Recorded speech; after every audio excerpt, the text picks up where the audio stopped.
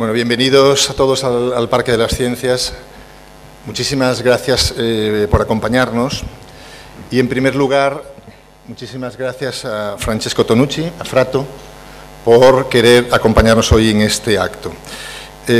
Gracias también a las entidades que han apoyado esta iniciativa. Me acompañan en la mesa María del Mar Romera, que es fundadora de la Asociación Pedagógica Francesco Tonucci, está aquí a mi derecha. Enrique Hernández Salas, que es gerente de la Fundación Granada Educa, del Ayuntamiento de Granada y de la Universidad de Granada. Agradezco también a la Universidad de Granada su colaboración con este proyecto, con la Facultad de Ciencias de la Educación, y a la Delegación de Educación de la Consejería de Educación de la Junta de Andalucía, que se incorporará en unos momentos. Bien,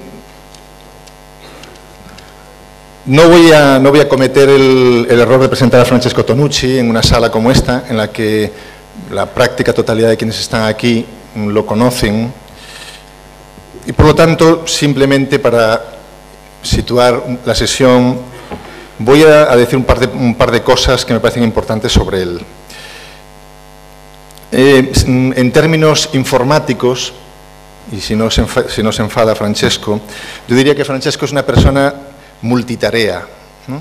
Por un lado es un pensador, pero por otro lado es también un activista. Por un lado es un escritor, pero también es un dibujante, ¿no? Con ese otro alter ego de Frato, ¿no? Es una persona que desde hace muchos años está iluminando, ¿no? La tarea de todos aquellos que desde hace años también hemos querido hacer de la educación, en el sentido más amplio de la palabra, pues nuestra tarea, nuestra profesión, nuestra tarea vital. Francesco Tonucci, saben todos ustedes que es investigador del Instituto de Psicopedagogía del Consejo Nacional de Investigaciones Científicas de Italia, y yo guardo muy buenísimos recuerdos de la visita, del trabajo con él en el laboratorio que tenía en el Zoo de Roma, cuando empecé a comprender esa línea que separa y que a veces se une lo que es la investigación científica, el pensar, estudiar la realidad, y como él hacía, tratar de transformar la realidad. Es algo que posiblemente muy pocos investigadores científicos tienen esa doble tarea. Yo recuerdo cuando allí veía cómo se trabajaba sobre la circulación de la sangre o sobre las transformaciones de los productos, sobre la fermentación, todas aquellas experiencias. Quizás lo mejor que podemos hacer para conocer la obra de Francesco, aparte de escucharlo hoy, es leer sus libros. Yo creo que es altamente recomendable. Desde la escuela como investigación, que posiblemente fue uno de los hitos, ¿no?, que todos leímos, a los 3 años investiga, con ojos de niños, enseñar o aprender, la ciudad de los niños, cuando los niños dicen basta, etcétera, etcétera, etcétera. Por lo tanto, bueno, sin más que agradecerle a Francesco que nos haya acompañado tanto tiempo, que nos haya dado instrumentos científicos para comprender el mundo y para comprender a los niños y para comprender la tarea educativa, por darle las gracias por habernos inspirado y darle las gracias por habernos transmitido su entusiasmo y también su confianza en que la educación es la tarea más importante de todas. Muchísimas gracias, Francesco, y tienes la palabra. Muchas gracias, Ernesto. No han pasado 2 años que yo visité esta sala con Ernesto cuando se había inaugurado de hace poco, y le dice, bueno, quizás que un día no pueda tener una conferencia en esta sala, y hoy se cumple este deseo, y creo en la manera mejor posible, con estos compañeros aquí en la mesa, con María del Mar por un lado y Ernesto del otro lado, los 2 amigos más queridos que tengo en Granada, a pesar de todos los demás. Y no estoy en las mejores condiciones, me levanté de la cama hace 2 días, y por lo cual estoy todo tapado, pero espero igualmente de poder pasar con vosotros esta tarde una horita reflexionando sobre este título inquietante, como puede ser la escuela para mañana. Es inquietante porque esconde un problema o varios problemas. Parece que la escuela que tenemos no es buena para mañana. Y probablemente si no es buena para mañana es difícil que sea buena para hoy. El punto de pregunta es dudar, estamos dudando que la escuela que tenemos sea suficiente. Efectivamente, esto es un tema que en nuestros países, Italia y España, se está discutiendo mucho. A los dos. Estereofónico. Para decir que soy efectivamente... Es que una cosa que no he dicho, que es que, aunque parezca increíble, hemos recibido llamadas de países como Argentina, Colombia, Perú, etcétera, que por favor querían conectarse en streaming con esta conferencia. Al final, el acuerdo que hemos hecho es grabarla y volcarla mañana en internet. Y por eso queremos que se te oiga bien. Muy bien. Siempre más complicado.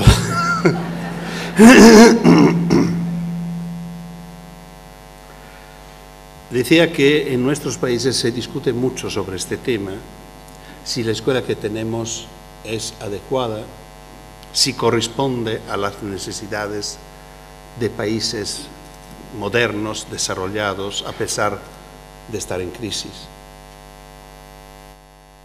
Si era mejor la escuela de antes. Muchas veces oímos hablar de esto, los profesores de una vez, los profesores de antes eran mejores profesores, la escuela de antes funcionaba mejor, los alumnos de antes eran mejores de los alumnos de hoy.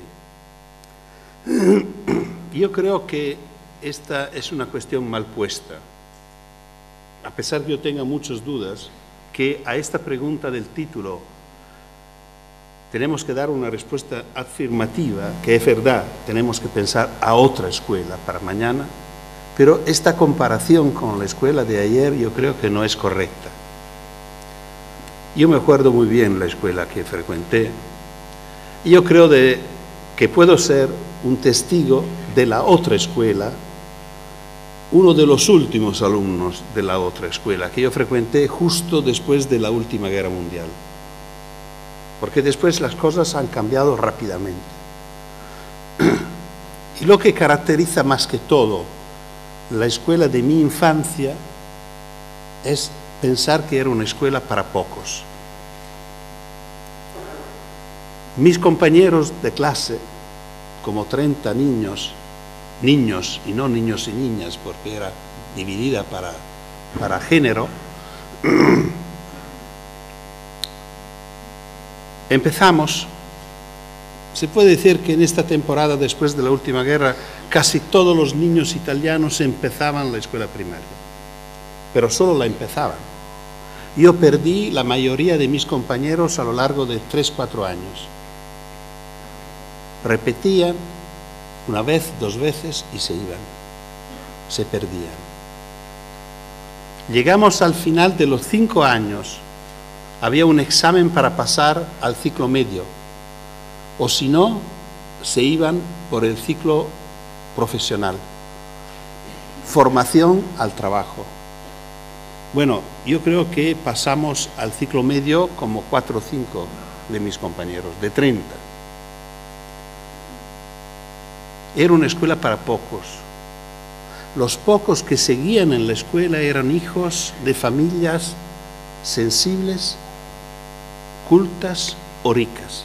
Yo era de la primera categoría, que no era ni rica ni culta, pero probablemente teníamos padres interesados en nuestra carrera escolar y nos apoyaron para seguir los 4 hermanos en la escuela.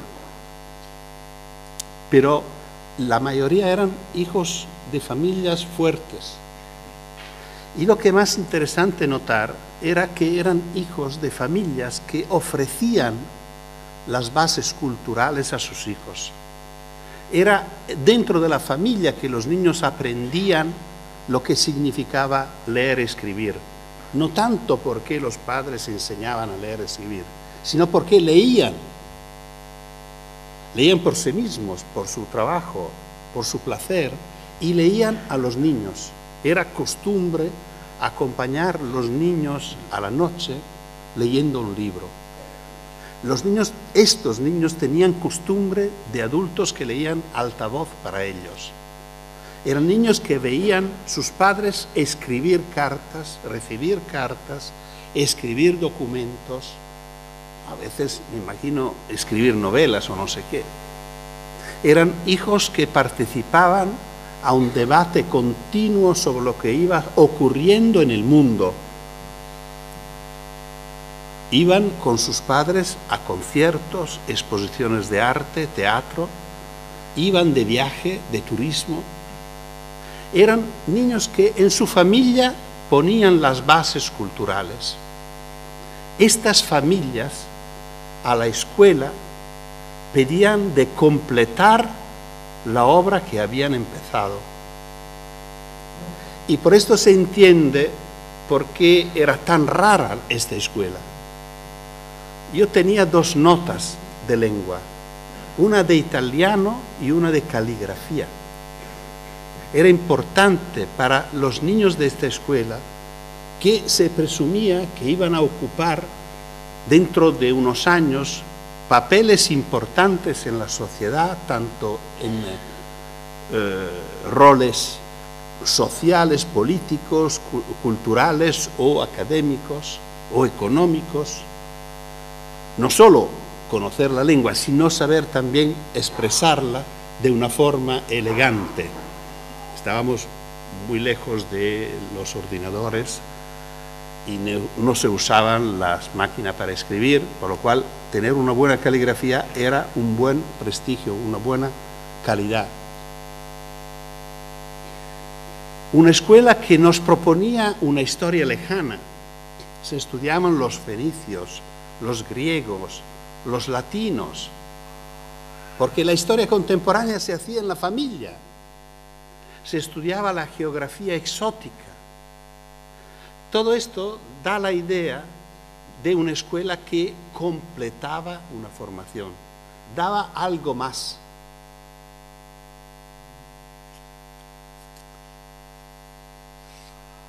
Después de la última guerra, con la llegada de las democracias, hay un cambio profundo sobre este tema.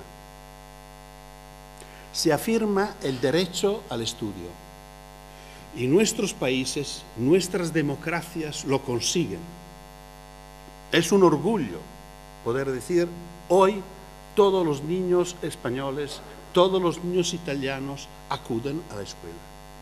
Y se puede decir que casi todos los niños de nuestros países cumplen con la obligación escolar. Esto es muchísimo, importantísimo. Pero el tema que se ha quedado, y para mí esto es el tema más profundo, que necesita este cambio, es que la escuela que hoy se ofrece a todos, se ha quedado una escuela para pocos. Y esto crea un choque y un conflicto profundo. No ha cambiado profundamente la propuesta escolar. Sigue siendo elitaria, sigue siendo de historia lejana, de geografía exótica, sigue siendo una propuesta para niños que ya saben bastante y la ofrecemos a niños que no saben nada. Yo sigo oyendo frases como, lo siento señora, una frase de un maestro a una madre en este caso, lo siento señora, pero su hijo no me sigue. Lo siento señora, pero su hijo no se compromete. Lo siento, pero la familia no lo apoya. Y estas son frases inaceptables. Yo siempre digo, es como si oír esta frase en un hospital, un médico que diga a la mamá, dice, lo siento señora, pero su hijo está enfermo, no sé qué hacer. A lo mejor si era sano, si era sano, no estaba en el hospital. Nosotros necesitamos escuelas para niños tontos. Necesitamos escuela para niños que no se interesen a la escuela. Necesitamos una escuela pública para los niños que no tienen una familia atrás. Esto es el desafío verdadero. Necesitamos una escuela para todos.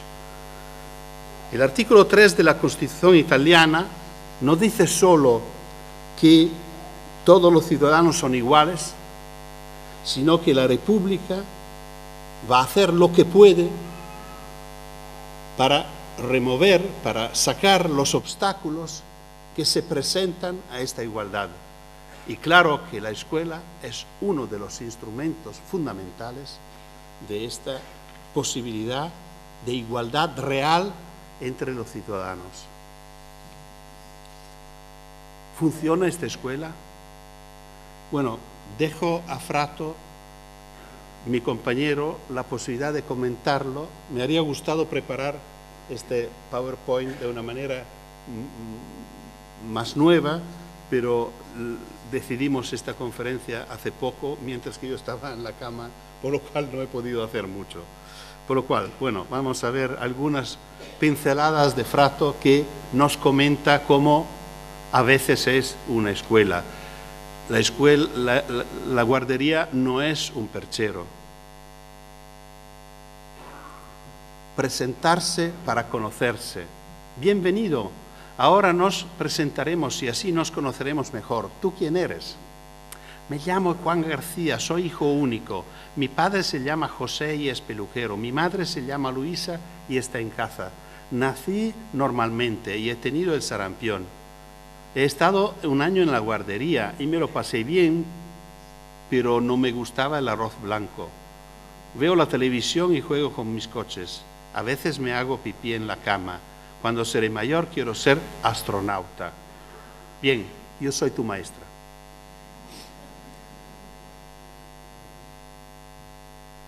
Ve este reactor, es supersónico. Que va, fíjate, no tiene las alas en forma de delta. Se acabó. Tenemos que volver a enhembrar estas malditas bolitas.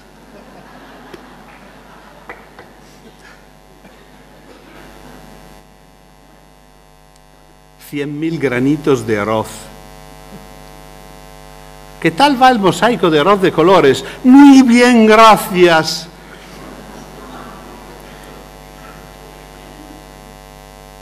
Los trabajos manuales. El punzón horroroso. Salidas instructivas. Niños, hoy saldremos, visitaremos el barrio. Vamos, en fila de a dos. Daos la manita, no os distraéis. No bajéis de la acera. Ahora volveremos a clase y cada uno dibujará lo que recuerde.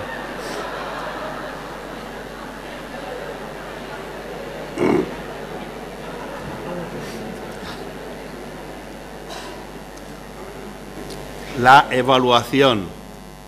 Luis es demasiado vivaracho. Ana es desordenada. Pedro es abúlico. José es un hipodotado.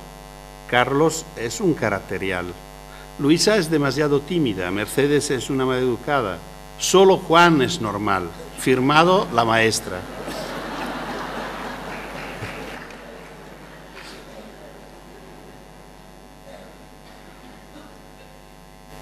Esta es la difícil relación entre los distintos niveles escolares. Como se ve, cada uno está enfadado con lo que está abajo y preocupado por lo que va a pensar lo que está encima. Bueno, la máquina de la escuela. Este es un dibujo muy antiguo, es del 70 y lamentablemente sigue siendo actual en algunos casos, como vamos a ver rápidamente. Esto era un dibujo del 68, era la jerarquía escolar de esta temporada. El niño bien peinado, con gafas, el hijo del doctor, y el último era el niño pobre, gitano. Y lo dibujé de nuevo cuando salió el libro 40 años con ojos de niños, y esto es la nueva jerarquía escolar. El primero siempre es el hijo del doctor, con gafas y peinado, pero el último ha cambiado color. Queridos niños, hoy os ofreceremos con espléndidas imágenes el fascinante mundo de una charca. Siempre delante de la televisión, apaga y haz los deberes. La rana verde croa, la rana verde croa, la rana verde croa. Esta es una página antigua, no digo de mi tiempo, pero más o menos del tiempo de mis hijos, una página que tiene como 40 años. La llevo siempre como testigo del pasado, de una escuela que hoy podemos decir es una escuela antigua. Lo interesante es que ofrece una llave para entender cómo es falsa la idea de los deberes. Bajo de los deberes hay la idea que repitiendo se aprende. Aquí es muy interesante notar que del primero I minúsculo dibujado por la maestra, pasando a los que el niño va copiando, más que se alejana del modelo, se alejana también de la forma y al final no hay nada que ver. Y lo interesante es que los dos, minúsculo y mayúsculo, al final retoman como una dignidad propia, ¿no? El niño le ha dado un sentido, ¿no? Como un pequeño caracol, la otra como una tienda. Bueno, el puntito se ha perdido, imagina el niño probablemente que ha sido un error de la maestra, este puntito que no tiene nada que ver. Y al final es un dibujo digno, pero que no tiene nada que ver con las letras. Esto tiene 40 años, pero esto es de 3 años antes. Es de hoy. Y este es el cuaderno de Martino. Martino es un niño que vive en mi familia. Es complicado, hoy es difícil describir las familias. No es mi nieto, pero bueno, vive con mi hija. Bueno, no importa, pero esto para decir que es en mi familia. No fue a buscarlo. Esto para decir que probablemente lo que ocurrió a él no es rarísimo, porque si no, no me ocurría en casa a mí, que iba a mostrarlo en el mundo. No tiene lógica, ¿no? Estadísticamente se debe pensar que ocurre frecuentemente. Esta es una página de té, y no una página de cuaderno como lo de antes, que es un cuaderno pequeño como lo que tenía yo de pequeño. Estos son los cuadernos modernos, donde de té están 10 veces tantos, por lo cual es mucho más trabajo. Y esto es Martino mientras que va compilando sus cuadernos. Bueno, esto es para mostrarle una viñeta moderna de Fratto, que ahora está también empezando a trabajar en color. Pienso que se podría aprender aún sin odiar lo que estudiamos. Esto es para introducir la segunda parte de este debate. Esta escuela está sufriendo mucho. Efectivamente, es una escuela que no le gusta a nadie. Es una escuela que no le gusta a los alumnos. Bueno, esto podemos decir, pero que no es una novedad. A mí tampoco me gustaba la escuela cuando iba a la escuela. Y creo que se nota. Por lo cual esto podemos decir, bueno, pero no le gusta a las familias, y esto es una novedad. La familia siempre fue una aliada de la escuela, y para nosotros esto era algo de terrible, porque seguro que si me llevaba una mala nota a casa, algo de malo me ocurría en casa, de malo más, me castigaban. Y teníamos 2 castigos, uno en la escuela y uno en la familia. Hoy es frecuente que un hijo que llega con una mala nota a casa, oye su padre o su madre decir, no te preocupes, mañana voy yo a la escuela y lo explico yo a la maestra. Y esto es terrible. Esto es terrible. Los padres están asumiendo un papel como de sindicalistas de sus hijos, defendiéndolos frente a todo, siempre listos a denunciar la escuela cualquier cosa ocurre. Si yo llegaba en casa con las rodillas estropeadas, igualmente me ocurría algo de malo en casa. Ahora es posible que lleven una denuncia para pedir daños a la escuela. Esto creo que es impresionante. Y por fin no le gusta a los maestros. La escuela es una de las profesiones, por lo menos en Italia, que tiene más enfermedades profesionales. Si los maestros se enferman, significa que no lo viven bien. Enfermedades físicas, como la que tengo yo hoy con la voz, o enfermedades psíquicas. ¿Cómo se puede pensar que sea una profesión que produce enfermedades, una profesión que nos pide de estar todos los días con los niños? Una profesión que tiene un sentido social tan alto como puede ser el médico, como puede ser el cura, como puede ser... Bueno, estas figuras normalmente no son profesiones que enferman, al contrario, dan mucha fuerza. ¿Por qué los maestros sufren tanto de su profesión? Es una escuela que no le gusta a la sociedad.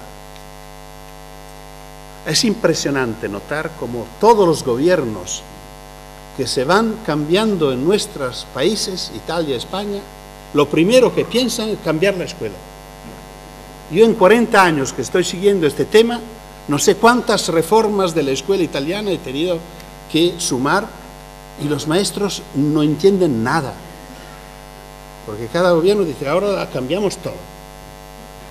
Y cambia la arquitectura, cambian las disciplinas, cambian los criterios de evaluación, cambian, bueno, cambia todo.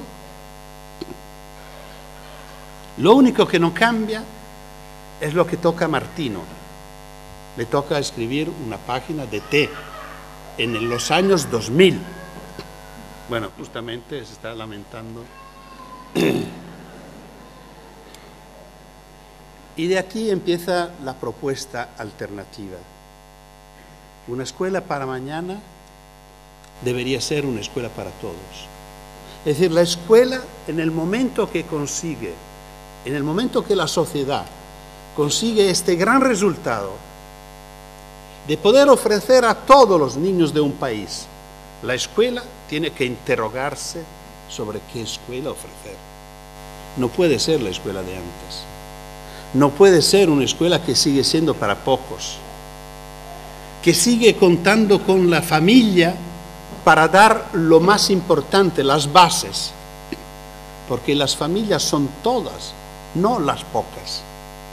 Y siendo todas, la mayoría de estas todas, no tienen capacidades, instrumentos, posibilidades para dar a sus hijos las bases culturales necesarias. Por lo cual, lo primero que tiene que ponerse la escuela como su objetivo, como su papel, su deber, es dar las bases culturales a los alumnos. Esto antes de empezar a pensar al programa, antes de ponerse el problema de qué enseñar. Ofrecerse como lugar que solo para entrar adentro el niño vive otro mundo. Un ambiente bello, rico, cuidado, donde se ven libros, donde se oye música, donde se ven cosas bellas. Donde quedarse significa ya educarse en alguna manera. Me gustaría que los claustros, claustros de profesores se pongan este tema. ¿Cómo podemos hacer que nuestra escuela sea educativa así como es hecha, como se presenta? Cuando digo una escuela bella, no digo rica. No digo que tenga mucho dinero. Estoy pensando a nuestras casas, bella como una casa. Nosotros pasamos la vida a hacer que nuestra casa sea la mejor posible. ¿Cómo podemos? Porque tenemos que pasar tiempo en este lugar y queremos que sea un buen tiempo. Nuestros alumnos pasan más tiempo en la escuela que en la casa a veces. y normalmente no lo pensamos como un lugar placentero, un lugar relajante, un lugar significativo, así como nos dedicamos a nuestras casas. Una escuela rica de estímulos.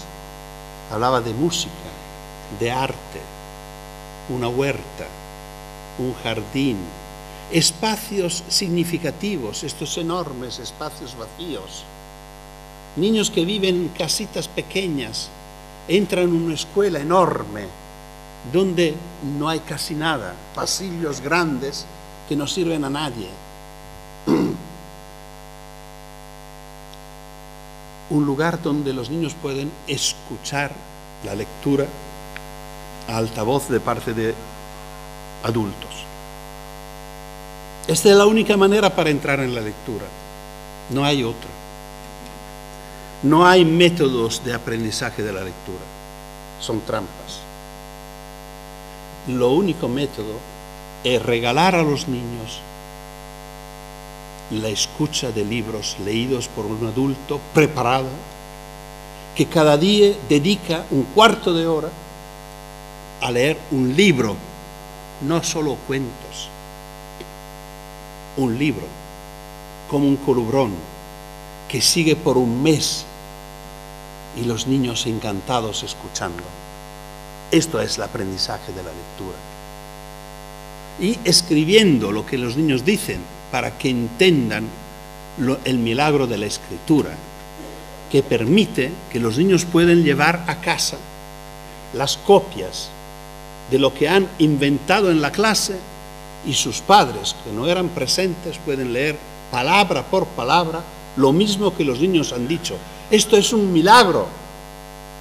Y esto debería ocurrir mucho antes que los maestros propongan a los niños de escribir la primera palabra, que parece, al contrario, la costumbre del primer día de escuela a los 6 años. La primera actitud es esta de dar las bases. El segundo debería ser la abertura. Para que sea para todos, la escuela debe estar interesada en lo que los niños pueden aportar a la escuela. Una escuela de la escucha antes que de la propuesta.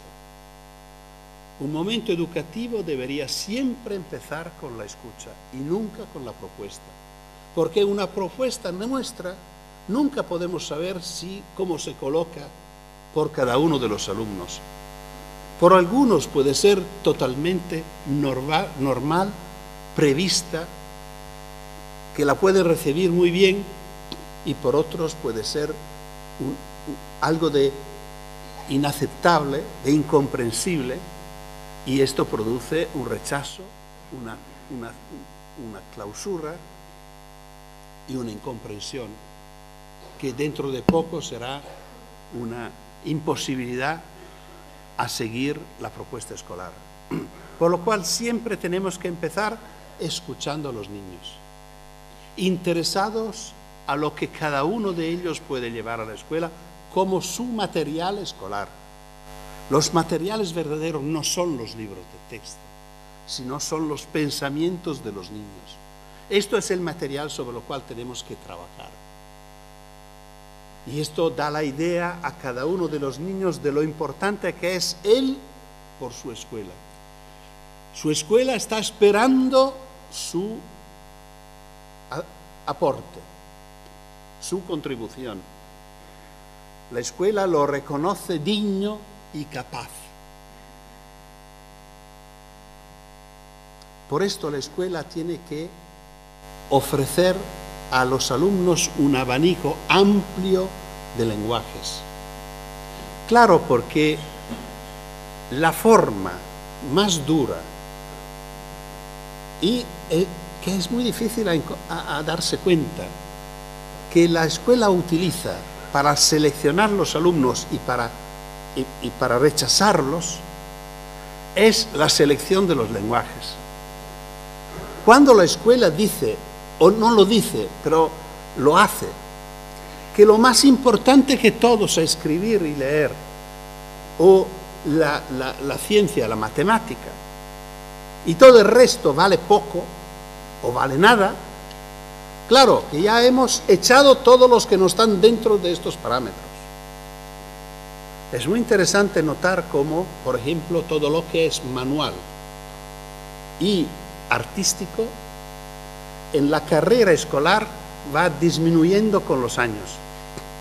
En Italia tenemos el nivel más alto escolar, es el liceo clásico.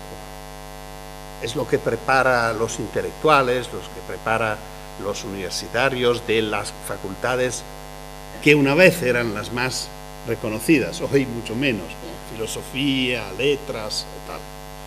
Bueno, en el liceo no hay ninguna experiencia que se hace con las manos. No hay dibujo, no hay manualidad, no hay nada de nada, solo de cabeza. Esta es la escuela de la élite. Claro que esto indica una forma de evaluación. Al contrario, la escuela debería ofrecer lenguajes para todos. Por esto estoy pensando más a una escuela de talleres que a una escuela de aulas. A mí me gustaría mucho que desaparecieran las aulas y solo una escuela fuera compuesta de talleres. El taller de física, el taller de arte, el taller de música, el taller de lectura, el taller de biología, el taller, bueno. Y los niños pasan de un taller al otro. ¿Qué es lo que hacemos nosotros? Los artistas necesitan un lugar especial para vivir su experiencia. Yo en casa tengo 2 estudios. Bueno, puedo permitirlo a la edad que tengo. Y cuando dibujo voy en un lugar distinto de cuando escribo. Donde escribo tengo libros, tengo plumillas, matillas, lápices, el ordenador, bueno, todo lo que necesito, los diccionarios, lo que necesito cuando escribo. Y en el otro tengo colores, tengo mis cuadros, tengo tonterías, las cosas que recojo girando el mundo. Y entrando adentro ya me siento distinto. Yo, es como un juego que hago con mí mismo. Pero pensamos en los niños.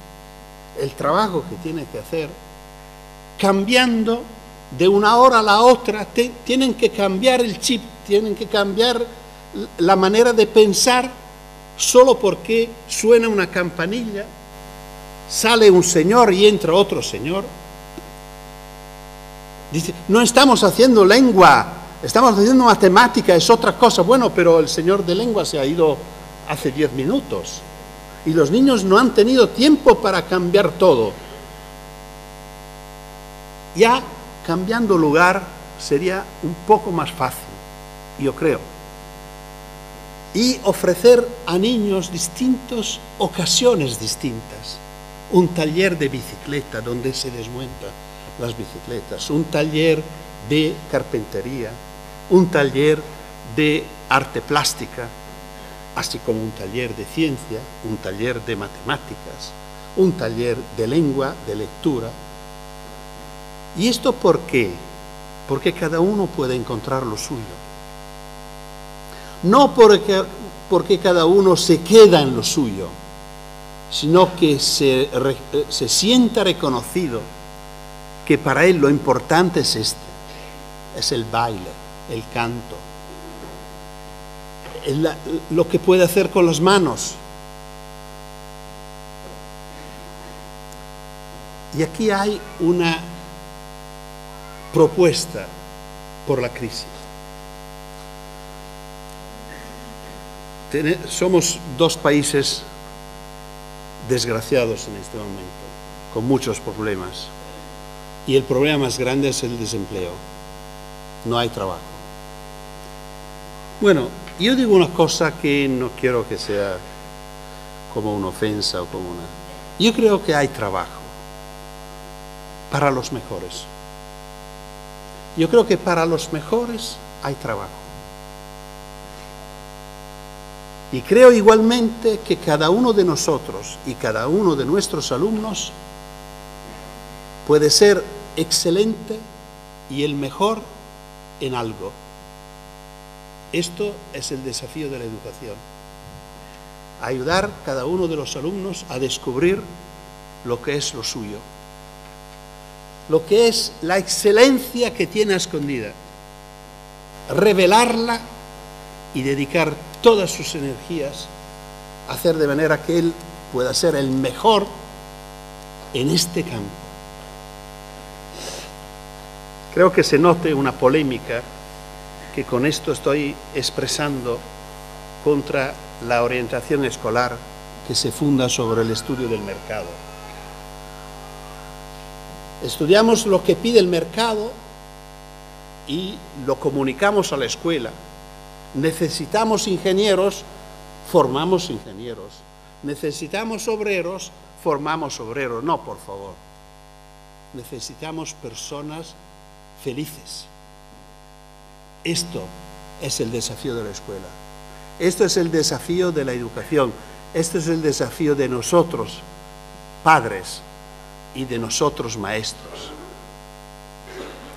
Si los alumnos serán felices, probablemente encontrarán trabajo, porque se puede ser felices si podemos realizar nuestras posibilidades, nuestros deseos, nuestras potencialidades. Con esto no digo que un chico que se siente muy portado al baile debe terminar su formación en el baile. No. Yo estoy seguro que si lo reconocemos y la escuela valora sus capacidades en el baile, él tendrá el orgullo de recuperar también los otros dominios, porque quiere ser una persona reconocida y válida en un sentido más amplio.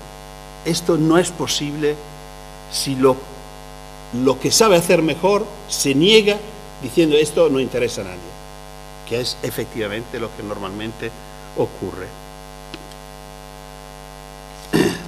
Claro que dentro de esto estamos pensando en una escuela que no es una escuela dogmática, sino es una escuela científica, una escuela que educa a la investigación y no a la verdad. Enseña a los niños que la verdad no es para nosotros. Nosotros vamos acercándonos. Una escuela creativa, que sabe que cada problema tiene muchas soluciones posibles y la felicidad y el orgullo y la emoción de buscar otra vía, otro camino respecto a los que siempre han buscado las personas, negando una escuela que castiga a los niños que van buscando caminos nuevos. ¡Qué pena!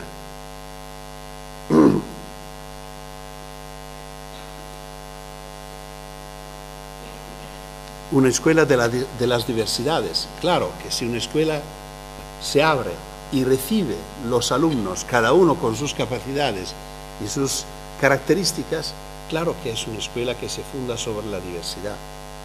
Una escuela buena es la escuela donde hay diversidades. Por esto yo soy, desde siempre, partidario de la escuela pública. No porque tenga algo contra la escuela privada, pero porque la escuela privada muchas veces reduce las diversidades.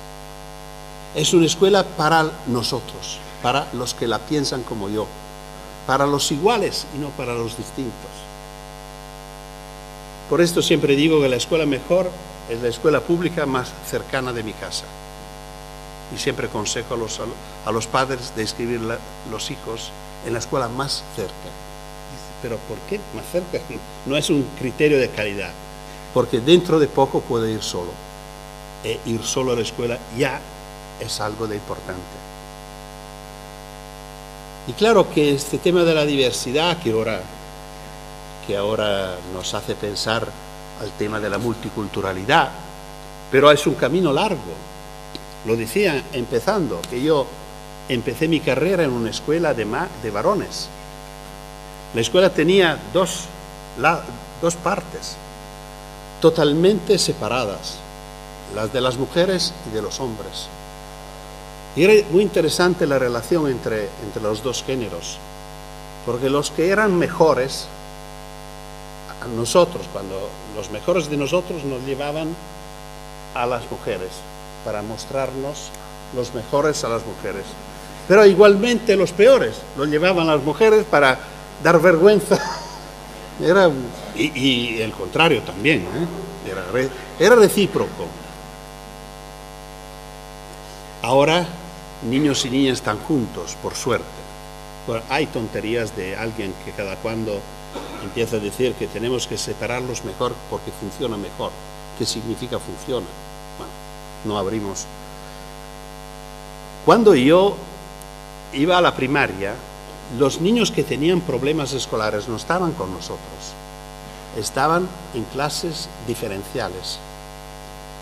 La idea era de tenerlos separados para entrenarlo, para devolverlo a la clase común. Nunca ocurrió esto. Y los niños que tenían discapacidades no estaban con nosotros.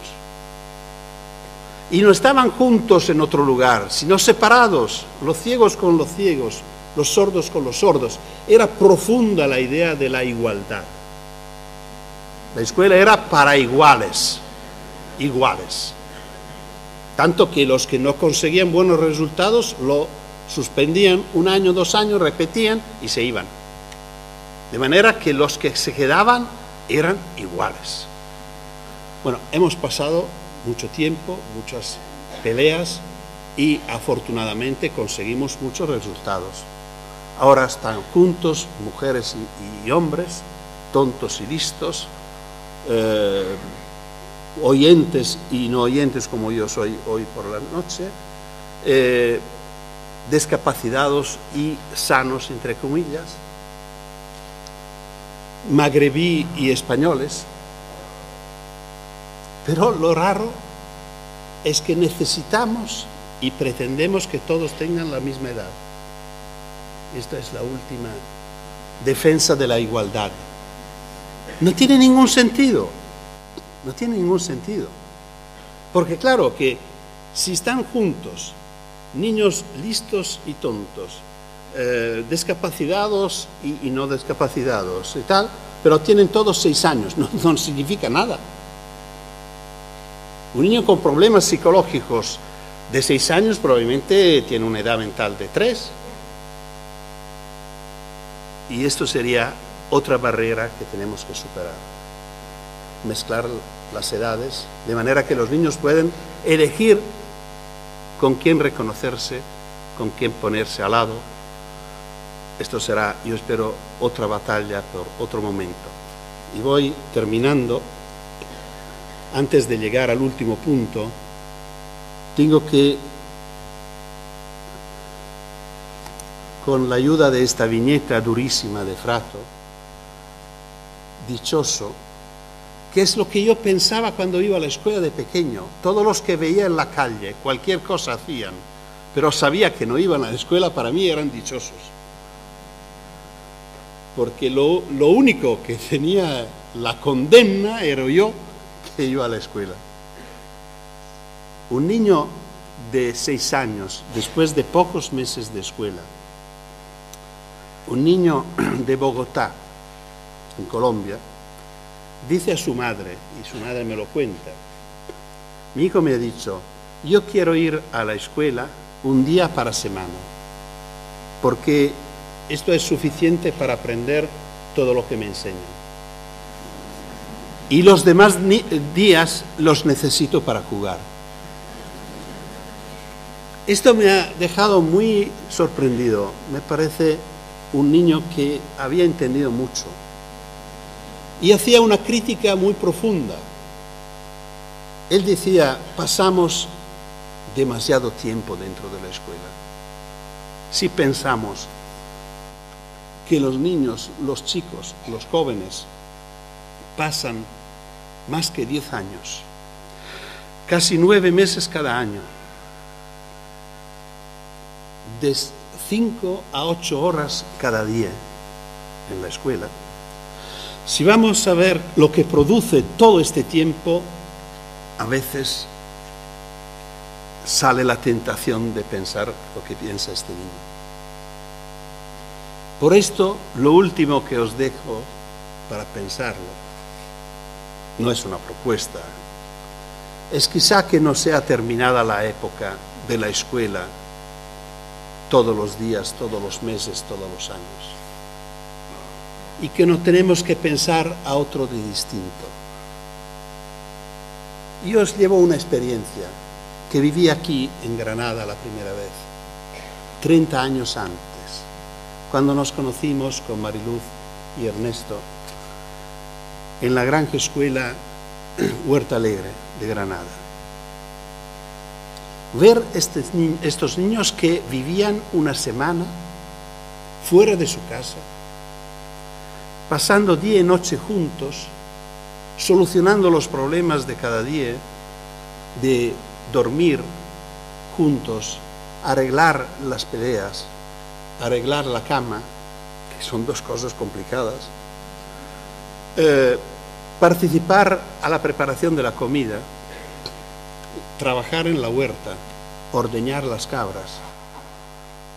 Toda esta experiencia tan intensa, en la cual parecía que lo más que se quedaba impreso en los niños era exactamente esta idea de vivir juntos, fuera de casa. Bueno, no sé si un día podemos pensar a una escuela que se puede desarrollar de una u otra manera, con momentos intensos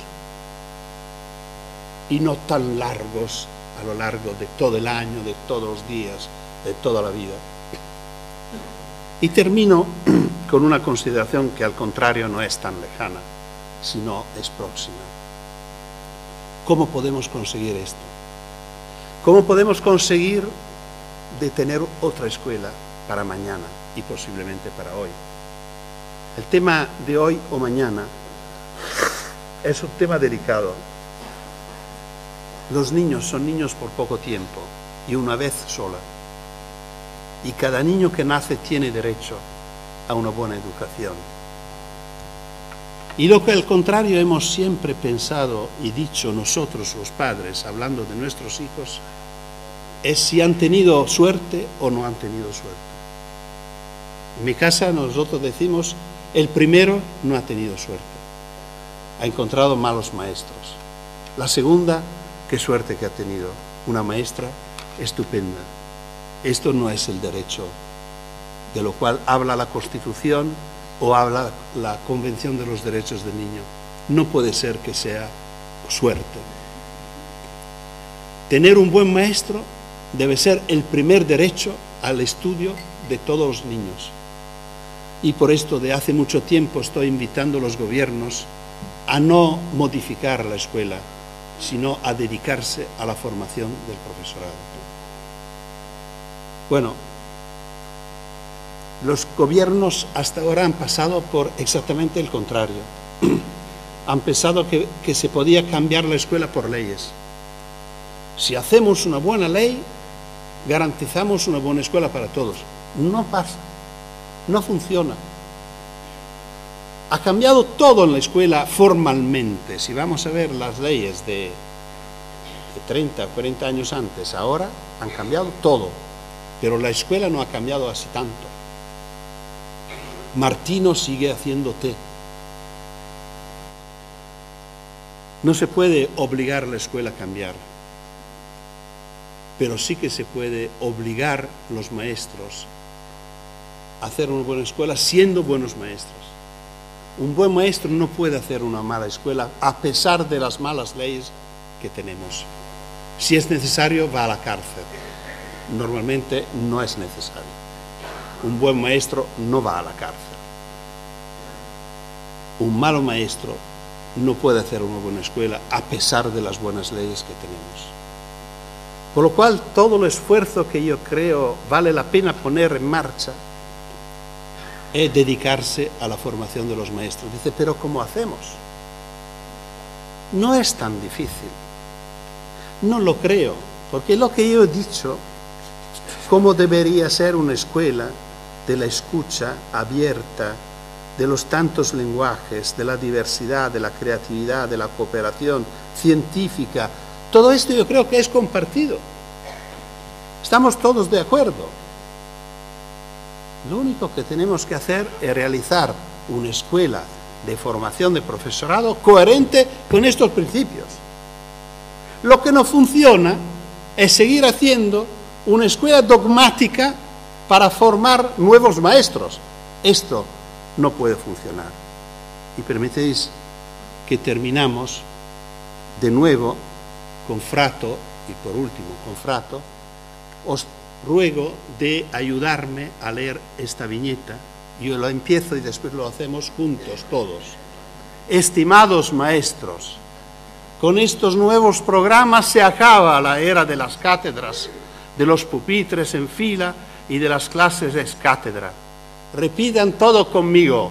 Estimados maestros, con estos programas se acaba la era de las cátedras en fila. Gracias.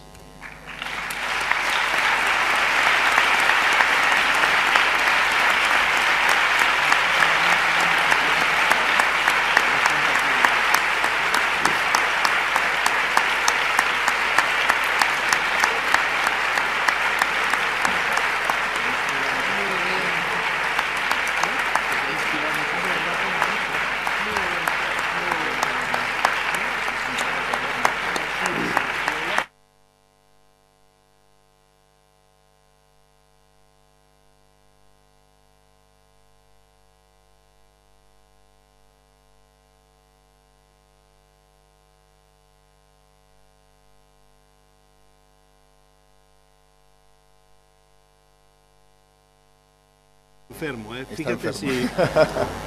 Bien, en atención a su enfermedad, porque es verdad que yo pensaba que no iba a venir, entre otras razones, por la enfermedad, porque es verdad que estaba en cama hace 2 días, pero además en Roma, ayer vimos todos en los telediarios que solo el 50% de los aviones salían por la nieve, ¿no? Y otros problemas organizativos que tiene el país ahora, que no vamos a entrar. Pero, en fin, afortunadamente ha venido. Bien, vamos a hacer por atención a él, por su estado de salud, vamos a hacer un turno breve de preguntas. Yo creo que podemos dedicar unos minutos a hacer algunas preguntas. Y luego él se ha prestado también a hacer unos minutos a firmar libros fuera, por lo tanto, en cuanto que acabemos, el que quiera, pues podemos compartir unos minutos fuera. Pero yo quería empezar pidiéndole a los miembros de la mesa, María del Mar y a Enrique, una pregunta cada uno, una reflexión cada uno, lo que quieran cada uno, para abrir el coloquio, y luego pues abrimos un turno breve de preguntas. Venga, María del Mar. Yo no voy a preguntar, solamente voy a agradecer que la medalla de oro al mérito educativo que Francesco ha recibido esta mañana, yo sé que él la comparte con todos los maestros y maestras que cada día en su aula la llenan de imágenes, de frato, de color, de música. Con lo cual, pedirte que sigas con el pelo blanco, que nos prometas que va a venir todos los años, y todos los que estamos aquí, y todas las que estamos aquí, intentaremos cambiar la escuela al margen de nuestras leyes y de nuestros políticos. Muchísimas gracias.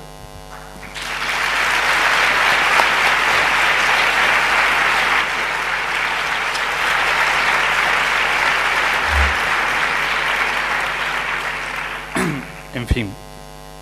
Muchas gracias por tu charla. La verdad es que he tomado buena nota de muchas de las comentarios y apuntes que has dejado aquí impreso en el aire, ¿no? Me gustaría simplemente hacerte una pregunta como padre.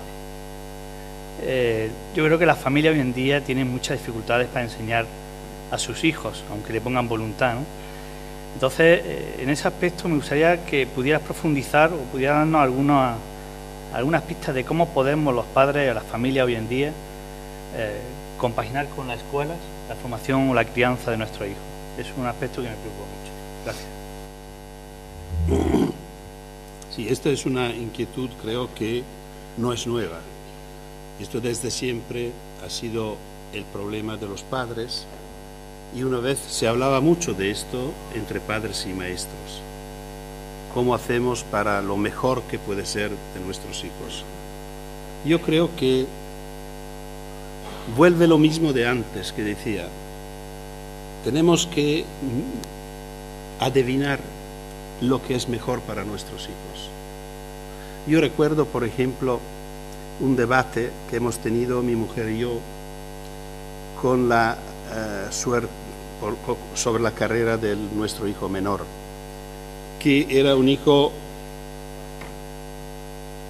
no tan afortunado con la suerte que ha tenido en la escuela y que no le gustaba la escuela.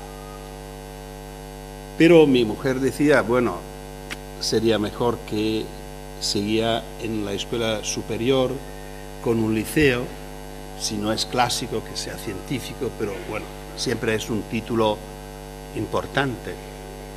Y él deseaba hacer una escuela de arte. Y yo defendí mucho esta elección de Simone. Y hoy es un reconocido dibujante, tiene una pequeña editorial para niños, lo hace muy bien, recibe muchos premios. Es decir, consiguió su sitio en la vida. Yo estoy muy contento de haber defendido esto yo creo que debe ser intentar adivinar lo que puede ser lo mejor para ellos y no para nosotros. Muchas veces aprovechamos de nuestros hijos para realizar nuestros deseos, esperando que sean lo que no hemos podido ser nosotros. Esto es una trampa, es una traición. Y con este objetivo, ponerse al lado de la escuela. Claro, la escuela y la familia son dos entidades distintas. No es correcto pensar que los dos piensan igual. Puede existir un conflicto, pero el conflicto es también positivo si nos ayuda a enriquecer la experiencia de los niños, que puedan vivir una experiencia en una escuela distinta de la que vive en la familia. Lo que no puede funcionar es que la familia se ponga en contra de la escuela o que la escuela se ponga en contra de la familia. Esto, por ejemplo, se nota mucho en las costumbres modernas de las familias. Ofrecemos a nuestros hijos un montón de ocasiones culturales, los cursos de la tarde, las escuelas de baile, de guitarra, de inglés, y para que puedan aprovechar de qué. Necesitan jugar, necesitan salir de casa, vivir la experiencia de riesgo, encontrar amigos nuevos, vivir la experiencia de saber cómo se entienden dos personas que no se conocen. Esta, no sé si lo habéis pensado, hoy por los niños de hoy es casi una experiencia imposible. Solo pueden socializar con compañeros preparados, o son los compañeros de clase, o son los hijos de los amigos de los padres. Con lo cual siempre es una socialización forzosa y controlada, en la cual no se puede arriesgar mucho, porque los padres se conocen. Lo que hacíamos nosotros de pequeños, haciendo lo que no se debía hacer, o por lo menos que los padres decían que no se debía hacer, y pero que han sido importantes experiencias para conocer el otro y para conocernos nosotros. Bueno, yo creo que el otro aspecto que yo aconsejo hoy mucho a mis colegas padres, siendo yo abuelo, es que arriesgarse un poco más, no tener miedo. Las ciudades donde vivimos no merecen el miedo que tenemos. Mejor tener un poco de miedo cuando son pequeños que tener desastres cuando son mayores, cuando son adolescentes. No hay maneras para enseñar a los niños a vivir, sino dejándolos vivir. Y esto creo que es algo que los padres de hoy tienen que pensarlo. Tengo miedo, bueno, no importa, déjalo. No se pueden acompañar los hijos a jugar, hay que dejarlos. Y es así. No es fácil, pero... Venga, pues vamos a abrir, muchas gracias Francesco, vamos a abrir, a ver si alguien tiene alguna pregunta. ¿Quién ha levantado? A ver. ¿Alguna intervención? A ver, pues allí hay una. ¿Quién? Sí.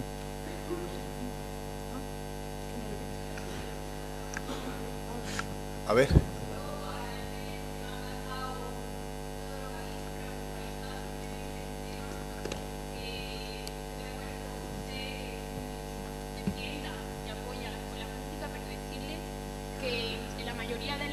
De los casos son también los centros privados, todos esos centros que intentan innovar para mantenerse vivos. Y son todos esos centros, como por ejemplo tipo Huerto Alegre, los que hacen que los niños, por motivación del profesorado, puedan vivir una gran experiencia y no dejen en un margen esa parte de la ley para que realmente el niño crezca y tenga una fortaleza en sus verdaderas habilidades.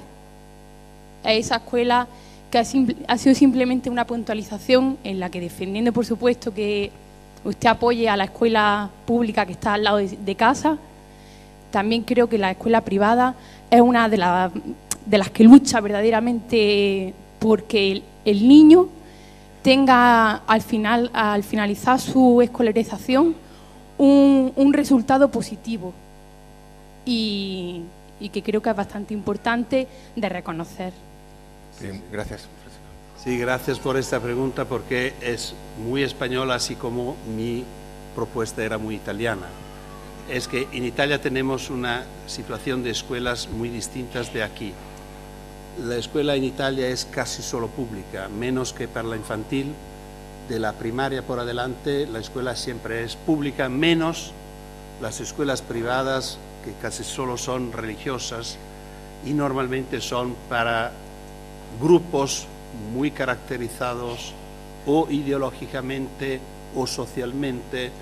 Normalmente son padres problemáticos, separados, que quieren una escuela donde no hay huelgas, bueno, por lo cual son escuelas muy conservadoras.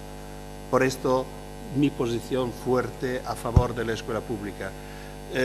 Para decirlo de manera más clara, no me interesa si la escuela es pública, privada o concertada. Es pública la escuela abierta, que la escuela sea abierta a todos y que reciba la diversidad. Esta es la escuela pública, a pesar de la gestión que tenga. Repito, defiendo una escuela pública, es decir, una escuela donde se puede encontrar una expresión verdadera y coherente de la sociedad donde vivimos. Muy bien, ¿alguna otra pregunta o aclaración? Allí, aquí en la tercera fila. Aquí en la tercera fila hay una mano levantada, ¿no está el otro micro? A ver, primero aquella y luego aquí en la tercera fila luego. A ver, sí. Pues agradecer de corazón cómo es capaz de... Me he sentido muy identificado con todo lo que usted ha comentado y creo que creo que usted habla desde un conocimiento verdaderamente docente, ¿no? Con una experiencia creo que formidable, así por lo menos la he recibido yo, ¿no? Sin ánimo de echar balones fuera, pero sí profundizando un poco, y si usted tiene capacidad de llegar a los políticos, que son los que legislan y todas esas cuestiones, con todo lo importante que usted ha comentado y la cantidad de cosas que han tocado mi corazón sobre propios errores que yo me he dado cuenta que tengo que mejorar como docente, como profesor que soy, pero veo que a nivel político, por entrar en el detalle a los maestros se nos tiene un poco como arregla todo, ¿no? Y lo que usted ha comentado de la formación, de invertir en formación de profesorado es que es así, es que hay muchos profesionales grandísimos que pueden llevar 25 o 30 años, que han estudiado la docencia, el magisterio de una determinada manera, y ahora mismo en ese ánimo igualatorio, que me parece estupendo por parte de los estados, ¿no? Pero nos encontramos en determinadas clases con cajones desastres, que siendo, bueno, la expresión en italiano, con mucha variedad dentro de nuestras clases, que con toda la buena intención con la que intentamos solucionarla, en ocasiones nos sobran papeleos y nos falta tiempo para poder dar la respuesta que cada uno individualmente de los alumnos que tenemos se merece. Y a mí me me surge esa inquietud, ¿no? Que yo quisiera poder dar mucho más a esos nenes que tenemos de distintas culturas, pero y a nosotros llegan, nos meten a los alumnos, ¡pum! Y ahora, ya que el maestro, como es muy listo y sabe mucho, él seguro que va a saber enseñarle, ¿no?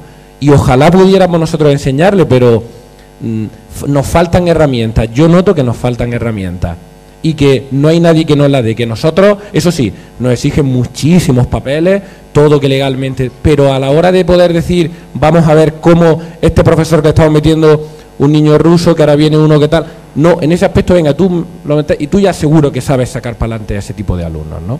Entonces, creo que con todo lo que usted ha dicho, me ha parecido un punto en el que pues me ha tocado y que creo que quien sea tiene que ponerse las pilas, que no puede ser que los profesores arreglemos todos los problemas de todo y que nadie invierta ni un poco de dinero ni un poco de tiempo en nuestra formación, aun estando trabajando. Yo creo que ya, muy bien, muchísimas gracias por la pregunta. Vamos a coger esta última pregunta de aquí también de la tercera fila, así responde Francesco a las dos preguntas. Buena. Es una pregunta basada más en la experiencia familiar.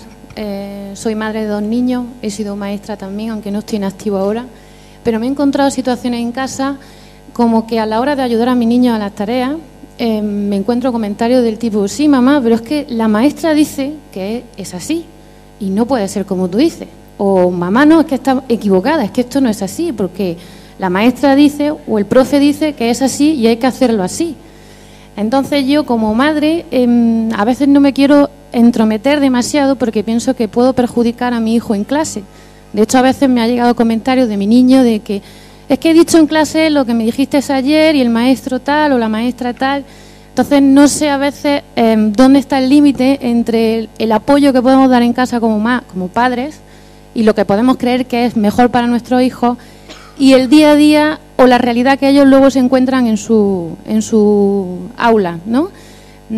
A veces me encuentro un poco bloqueada, sobre todo cuando encuentro o escucho su respuesta de no mamá, es que tú estás equivocada porque mi maestra me ha dicho que esto es así, ¿no? Muy bien, yo creo sí. Está clara la pregunta. Bueno, creo que la primera pregunta no es una pregunta, yo comparto la dificultad que tienen los maestros y como decía, el tema debería... Yo creo que frente a tantas cosas que los maestros tienen que hacer que no es exactamente su deber primario, yo propongo la desobediencia civil.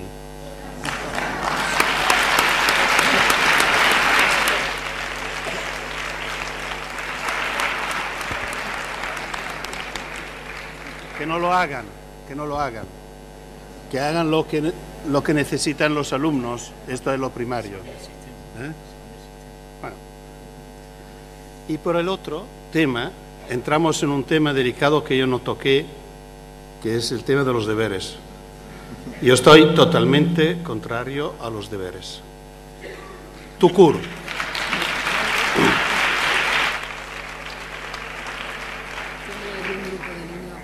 Los deberes son una trampa, una equivocación pedagógica. Se piensa que los deberes pueden ayudar a los niños débiles para dar fuerza a sus aprendizajes y ocurre exactamente el contrario. Los niños débiles no tienen ayuda en casa para dar fuerza a lo que no saben. Por lo cual, los niños que vuelven a casa, uno bueno, un buen alumno, y otro malo alumno, es probable que el buen alumno, cuando llegue a casa, tenga una mamá preocupada, como usted dice que tiene que hacer, y tiene que pasar con estas contradicciones, que la maestra dice así, hay que hacerlo de esta manera. Claro que esto con creatividad, ciencia, no tiene nada que ver. Hay que hacerlo como dice la maestra, que es dogmática. Pero seguro que su hija o su hijo tendrá la oportunidad de hacer bien sus deberes. Y el día después, cuando vuelve a la escuela, sabe un poco más. El hijo débil vuelve a casa, probablemente no tiene nadie que se preocupa de sus deberes. Y si por buena voluntad se preocupa, no tiene ninguna capacidad de ayudarlo. Su mamá o su papá, casi seguro, saben menos que sus hijos. Por lo cual él no puede hacer los deberes. Si lo hace mal. La diferencia entre su hija y este niño, el día después será un poco mayor. Por lo cual los deberes han conseguido exactamente el resultado contrario de lo previsto. Con esto que quiero decir, primero, que todo lo que pertenece al aprendizaje se hace en la escuela con la garantía de los maestros, porque es su papel.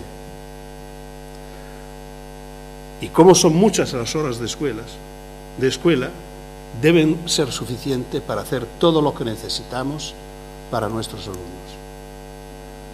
Segundo, los niños no tienen que hacer nada fuera de la escuela, no estoy diciendo esto, pero dejamos que puedan hacer lo que quieren. En esto, el mensaje de Freinet, un pedagogo francés que vivió dentro de las dos guerras, es muy interesante y quiero terminar con este ejemplo que me parece muy sugerente. El texto libre. Este maestro decía a los niños, bueno, para mañana, si queréis, podéis llevar textos libres. ¿Qué significa? Que si os ocurre algo de muy importante para vosotros y que os parece importante e interesante para vuestros compañeros, si queréis, podéis escribirlo. Si lo lleváis a la escuela, lo vamos a leer juntos, lo trabajamos juntos y a lo mejor lo pasamos en el periódico de clase.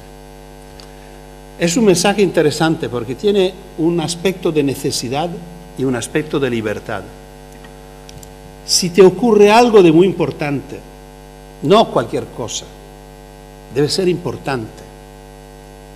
Claro que importante puede ser ver un pájaro que no conocía, puede ser ver una luz extraña o pensar algo de, bueno, lo que puede ser que sea importante y que pueda ser interesante para tus compañeros.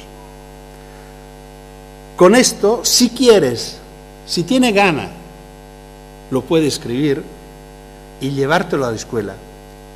Por lo cual esto no es un deber, es un privilegio, es un regalo. La espera del maestro es que sean pocos a llevarlo, porque si son muchos, ni tenemos tiempo para leerlos. Pueden ser 4 o 5 cada día. Si son más, no funciona. No tiene nada que ver con los deberes que nos daban para mañana 10 frases sobre mamá. 30 niños que escriben 10 frases cada uno, son 300 frases tontas.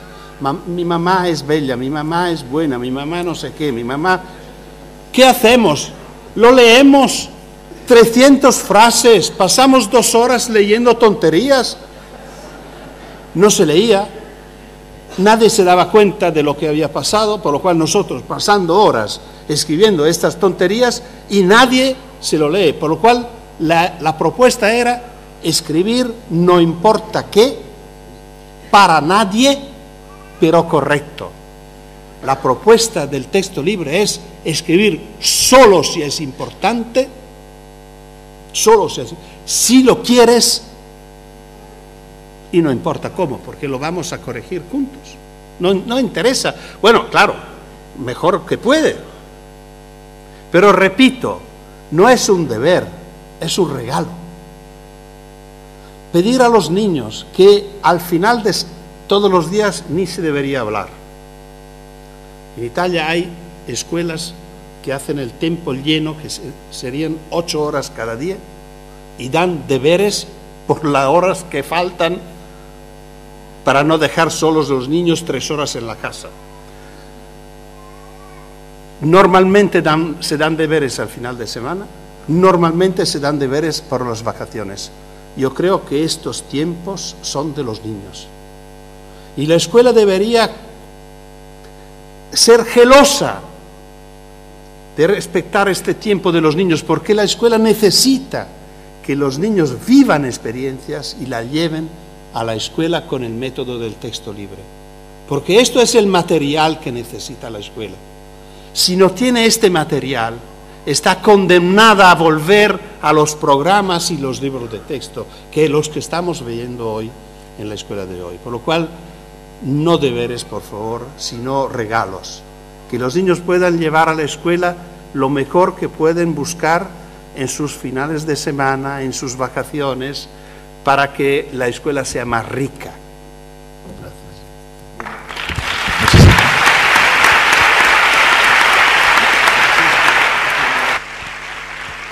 Muy bien, pues muchísimas gracias. Muchísimas gracias a todos ustedes por acompañarnos, por llenar este auditorio. Creo que Francesco no nos pone deberes, sino que nos hace regalos para que sigamos pensando y reflexionando sobre la mejor educación. Muchas gracias, hasta la próxima ocasión.